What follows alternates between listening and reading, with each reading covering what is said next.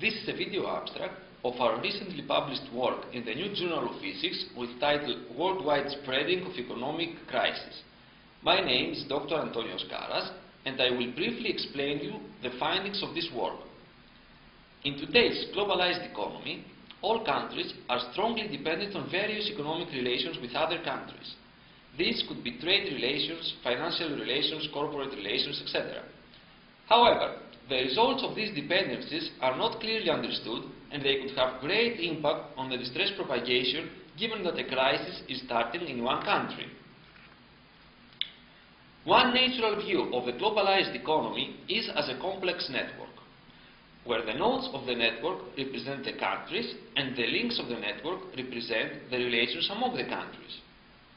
In this view, we are able to use tools from statistical physics and available data that quantifies the inter-country economic relations to understand the properties of the real economy.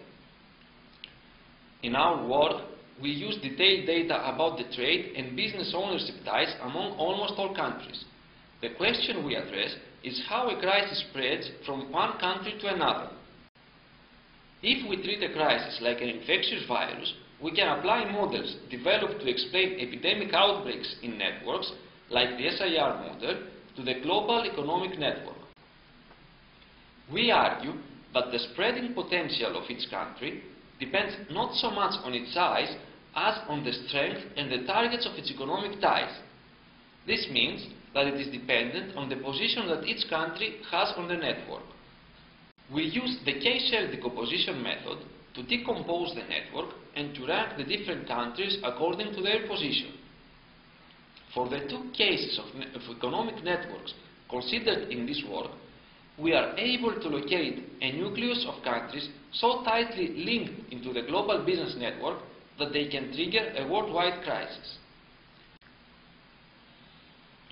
Our modeling procedure is the following. Initially, a crisis is triggered in one country and propagates from this country to others. The propagation probability depends on the strength of the economic ties between the countries involved and on the strength of the economy of the target country.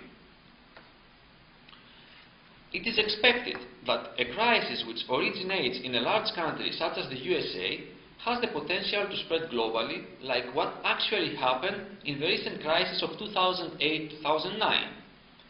Surprisingly, we show that even smaller countries have the potential to start a significant crisis outbreak. This work may be very interesting as the world recovers from a recent recession. It could also be important when establishing international commerce rules and legislations, as they can have a serious impact on monetary policies and international affairs. Thank you very much for your attention.